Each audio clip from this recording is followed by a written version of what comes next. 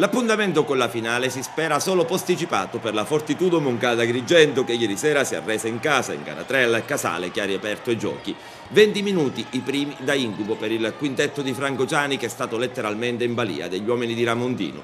Eppure c'era da aspettarselo, i piemontesi erano davvero all'ultima spiaggia, per continuare a sperare dovevano tentare il colpaccio. Quindi la tattica è stata quella di partire forte sperando in un pizzico di sazietà dei biancazzurri. Questo purtroppo è capitato. Casale sul velluto già nel primo quarto con a lungo finale 19-11.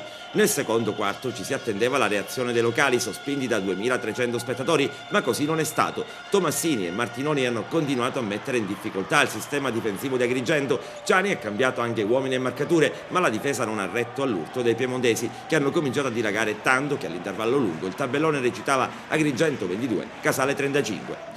Dopo il riposo, finalmente dagli spogliatoi è uscita fuori un'altra Fortitudo, quella squadra a tritasassi degli ultimi tempi. Evidentemente gli strilli di Ciani hanno fatto centro, il problema è stata la percentuale sempre bassa al tiro pulito, ma con pazienza e una difesa sempre più aggressiva, la Fortitudo punto dopo punto ha rosicchiato un bel po' al clan di Ramondino che ha accusato il colpo. Casale è sembrato barcollare ma non è caduto. Anche nell'ultimo quarto stesso trend, stesso canovaccio del terzo, i locali lanciatissimi e molto più decisi, piemontesi in difficoltà ma anche guardinghi. Si è andata avanti punto a punto tanto che a un minuto e una manciata di secondi dalla fine la Fortitudo si è portata a -1, 70-69. Il Pallamoncada si è trasformato in una bolgia ma non è successo più nulla. Errori decisivi negli ultimi due tentativi e Casale vince 71-69 riaprendo come detto i giochi. Domani sera sempre al Pallamoncada è in programma gara 4. Agrigento ha fallito il primo match ball, ne rimangono altri due ma uno soltanto, quello di domani è casalingo. L'eventuale bella si giocherebbe a Casale Monferrato. Bisogna chiudere i conti già domani. Ci sono più di 24 ore per ricaricare le pile, ritrovare quella cattiveria agonistica che è necessaria per 40 minuti e non per metà match.